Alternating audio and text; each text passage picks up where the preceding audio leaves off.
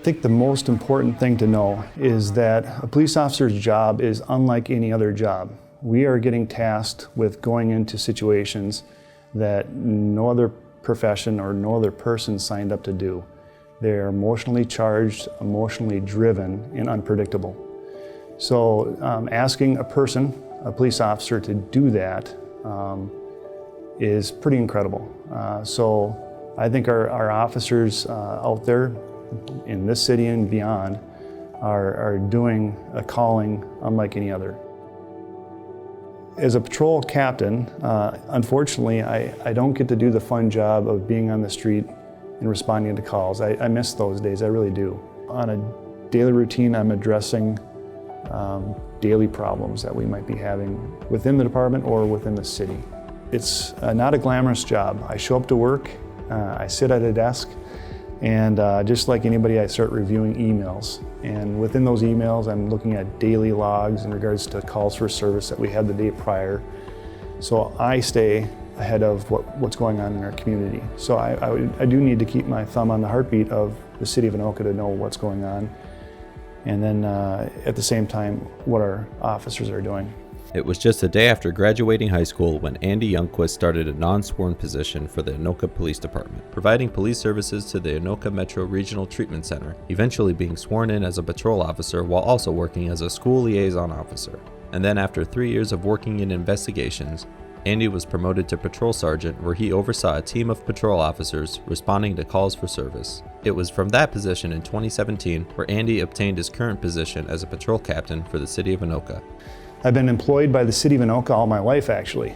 I started when I was 15, working for the Parks Department, and gradually got into the police department. When I started this career in 1996 in a squad car, computers in our squad cars were just being introduced. So that was a whole new concept, and it has just grown since then.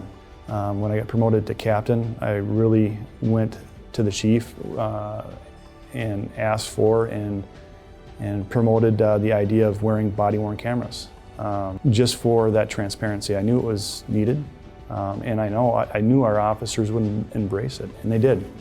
They were totally fine with having that camera on them. They knew it was there to protect them, and also document the interaction and potential evidence and things of that nature. Just as the technology has changed during Captain Youngquist's time on the police force, so has the public perception about law enforcement as a whole. Ultimately, what has changed the most, I think, just the items in society. Not so much in our area, which I'm really proud of our citizens, and we are supported here at Anoka Police Department, but there has been a general lack of respect for authority. Right now, mental health is a big concern. We're seeing a definite increase in mental health cases. One of the coin phrases out there is de-escalation. And I've been de-escalating situations ever since 1996.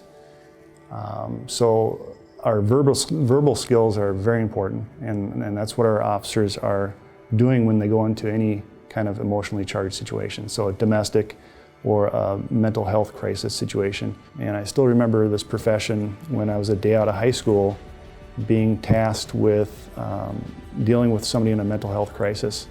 And I remember that learning curve I had from my voice shaking in a very stressful situation to, several months into that job, being able to start controlling that. Beyond the badge on his uniform, Andy Youngquist is a father, a husband, and a descendant from a long line of Youngquists who have been a part of the city of Anoka for generations. We're human. It's funny.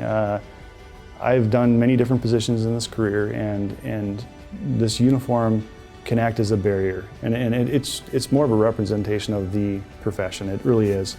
I taught DARE for many years, and for me to be in plain clothes in front of my students, they just thought they weren't able to associate the two, which was odd to see.